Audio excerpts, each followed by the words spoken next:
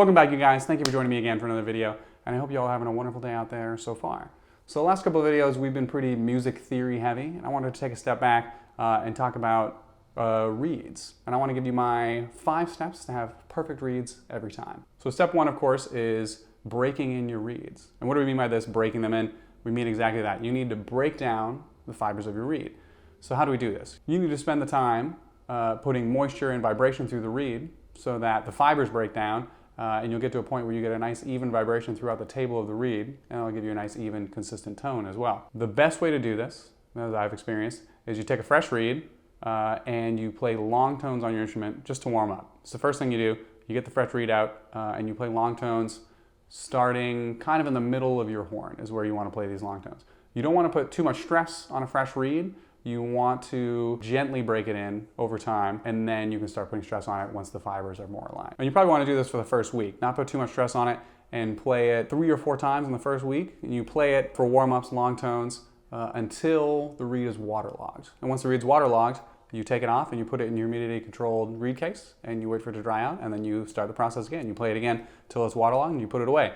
And after 3 or 4 times of this, a week or 2, the reed will stop getting waterlogged. And that's when you know it's broken in, it's ready to go. So let me show you the difference between a reed that is broken in and a reed that is waterlogged. I just opened a fresh reed and I just warmed up on it to the point that it's waterlogged, and I'll show you the difference between the two. So here we have 2 reeds. One of these is broken in and one of them is not. So you can see I spent the time to break this reed in. The fibers look all consistent. It is dry, even though I played on it recently, and you can tell it's dry. Now this one I just warmed up on, and you can see the water that is in here. When I touch it, you can see the water through the reed. And you can see on the back of it, it's still wet. It's soaking wet. This reed is in the process of being broken in, and it is waterlogged. This is what you want it to get to. You can see, especially in this hip here, you can see through it. There's so much water in there. That it is waterlogged. And this is breaking the fibers down. This is actively breaking the fibers down. This is what you want it to look like after your first session. So that's step 1. Step 2 is you need a good reed file, and you need to file your reeds, not sand your reeds. I strongly deter you from sanding a reed, and the reason is this. When you have a file and you're filing a reed, the file is taking material off the reed and it is pushing it away from the reed. When you are sanding a reed, you are covering the reed and you are using sandpaper, and it's creating this very fine dust, and you are driving that dust back into the reed because the reed is very porous material. That's why it ends up getting waterlogged.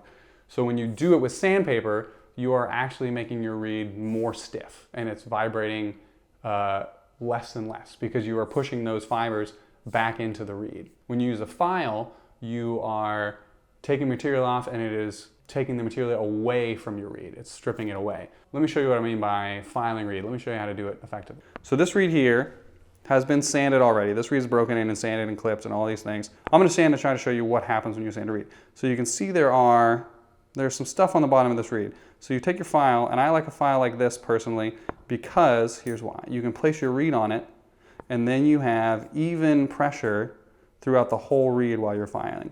Because there's some where, as I've pointed out in other videos, you have just a little bar, and then you are filing how you want. Those are dangerous because you can take off more material from one side or the other side, or from the back or the front, and you end up with an inconsistent table, which is this. You end up with an inconsistent table on your reed, and that can really affect the vibration and the playability of your reed. So if you have a file like this, you can place your reed on it, you can have even pressure, and then you can just sand your reed. Now it doesn't take much. Just give it a little sanding, and you can see these holes here. I don't know how well you can see it. The grooves push the material away. Now let's see. You can already see it's looking like a smoother table when I catch it in the light, because there are some high points and some low points. Even after playing for a while and sanding or filing it, there are still some high points and some low points. So let's do a little more and see if we can adjust those high and low points. Now let's take a look. You catch it in the light, you can see it's starting to get more even throughout the table of the reed. So this is what you're looking for when you're filing a reed. All reeds come from the factory with some imperfections. They're mass-produced, so they're not going to be perfectly flat. And then as you play them, they're going to warp, and these inconsistencies are going to be exaggerated. So when you first sand a fresh reed, when you first file a fresh reed, you'll notice that there are high points on the reed that get filed first. So this is why you do it. You want to sand it till you want to file it till those high points are removed, till you get a nice flat surface, because this will allow the vibration to pass through the reed consistently, uniformly. And that will be much easier to control. It'll give you a much more even tone, and you'll be able to control your overtones much better as well. So it's very important to file your reeds. Very important. Now, if your reeds start to get soft, which they will, usually when I break a reed in, it takes me 3 or 4 times, about a week to break the reed in, and then I usually get about 2 weeks playing on it, and then it starts to get soft and becomes nearly unplayable. Now, when that happens, you can get a reed clipper and you can clip the tip and you can extend the life of your reed. So I have a reed clipper that I use pretty regularly, and I'll show you how to use it now on a reed. And using this, I can get reeds to last, instead of 2 to 4 weeks, I can get them to last 2 to 4 months, sometimes longer. I have made reeds play up to 6 months using a reed clipper, which is phenomenal, especially when reeds cost $5, however much they are now for a tenor sax reed. Getting them to last that long is crucial and a money saver. Something else you'll notice when you start clipping a reed is that they will play better than you expected, better than a freshly broken in reed will. The reason for this is that modern reeds the table is a little bit longer than older reeds. I'm not sure why they did this, but when you start clipping reeds like this that have been broken in, you'll notice they play excellently. And I think that's because you're making the table shorter. In my experience, a reed that's been clipped 2 or 3 times plays exceptionally better than a reed fresh out of the box that has been broken in from the factory. So let me show you how to clip a reed. I'm going to clip one of these here that's gotten a little soft. I'll show you what I'm talking about. So now I have this reed clipper here. I'm going to show you how this works. You back it up here. This controls the length of this table here. So you back this up and you place your reed right on the center. And you try to line it up as best you can, centering it here and here. And when you flip it over, you'll see it's easy to see if you're off, because you can look at the sides sticking over on either side. This one's looking pretty good, so I'm going to roll with it. Maybe move the back just a hair. It's looking pretty good. Now what you do then is you hold it and you slide it forward, and you'll start to see the reed will come over the top. There, it's starting to show up now. Back it over slightly. Now this right here is probably enough. Just the tiniest amount is all you need to clip.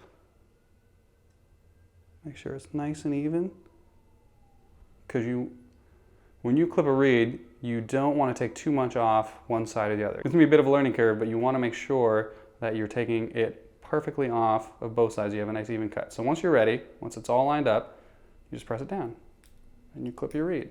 So I was hoping to save that little clipping to show you just how thin an amount you'd take off, but it disappeared. It fell on the floor somewhere, it's gone. But that is how thin it is. You want just the tiniest amount, because you can always take more off. But if you take too much off, you can't go back. So you want to be very careful with the reed clipper. It took a little bit of a learning curve for me to use it without destroying a reed, but once you get the hang of it, it is invaluable. I use it all the time, and my reeds last months. So the fourth thing I do for perfect reeds, and I didn't do this one for a really long time, and once I started doing it, I noticed a difference immediately, and that is to have a humidity-controlled reed case for your reed. For a long time, I had my reeds in this case, and it's a fine case, and the thought process is with the glass face on it, you put your reeds on there and it's going to keep it flat. But if you had any kind of swing in humidity, the reeds would warp. They'd come out looking like this. They'd come out super warped. With a humidity-controlled case, it prevents that for the most part. There'll have to be an extreme swing in humidity for your reeds to get warped. So a humidity-controlled reed case keeps your reeds consistent. It keeps them from warping. It keeps them the same humidity. So when you pull it out, it's ready to go immediately.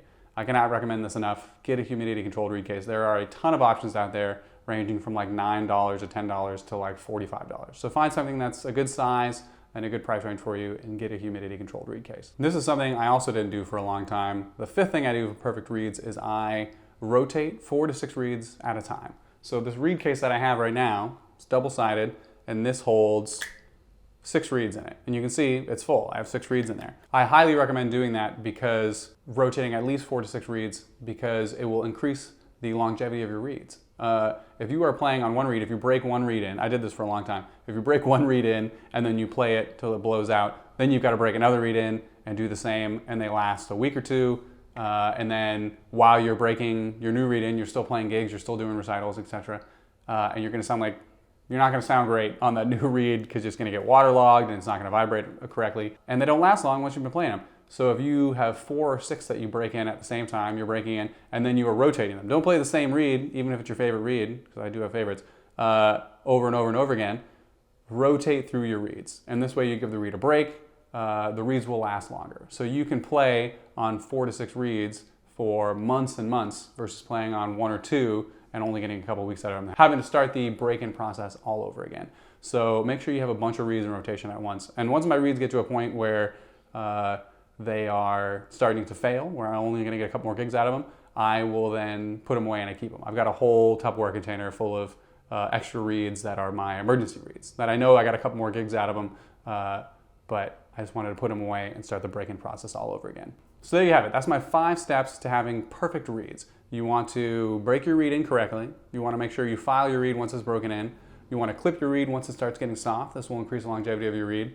You want a humidity-controlled reed case. This will very much help with your consistency with your reeds. And you want to rotate 4 to 6 or more of them at a time. Do all those things, and you'll have perfect reeds, and you'll have the same batch of reeds you can play on for months. So thank you again for joining me, you guys. I really appreciate all the love and support I've been getting on this channel. Like this video, subscribe, hit the bell so you'll be notified when I post another video, and I'll see you guys in the next one.